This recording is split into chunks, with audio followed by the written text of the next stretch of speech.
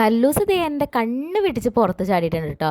ഞാൻ പോസ്റ്റ് ഓഫീസിൽ പോയി എത്തിയിട്ടുള്ളൂ. ഭയങ്കര ചൂട് എൻ്റെ ദൈവമേ.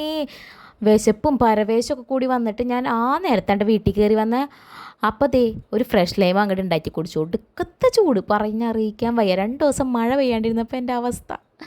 അത് കഴിഞ്ഞ് ദേ സന്ധ്യയായപ്പോൾ ഞാൻ കുളിച്ചിറങ്ങിയിട്ട് വീണ്ടും ഭയങ്കര ചൂടായിരുന്നു.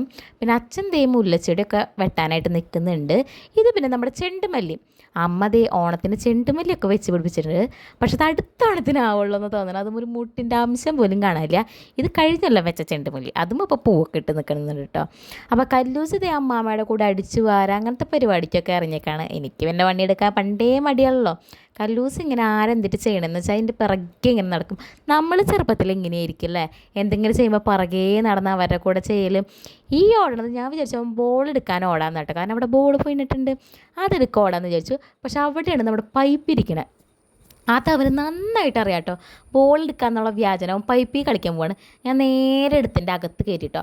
അപ്പോഴേക്കും നമ്മുടെ കല്ലൂസിന് ഞാനൊരു സാധനം മേടിച്ചിട്ടുണ്ടായിരുന്നു, ഒരു സ്ലൈറ്റ്. ഇങ്ങനെ എന്നിട്ട് ഇതിന് പറയാം എന്തിട്ട് എനിക്ക് പറയണേന്ന് അറിയില്ല, ഇത് നിങ്ങൾക്ക് കാണുമ്പോൾ മനസ്സിലാവും. അപ്പോൾ ഞാനൊരു ആനേനെ വരച്ച്. എനിക്ക് ആനേനെ വരയ്ക്കാനൊന്നും അറിയില്ല കേട്ടോ. എൻ്റെ ബ്രദർ ഭയങ്കര പടം വരക്കാരൻ.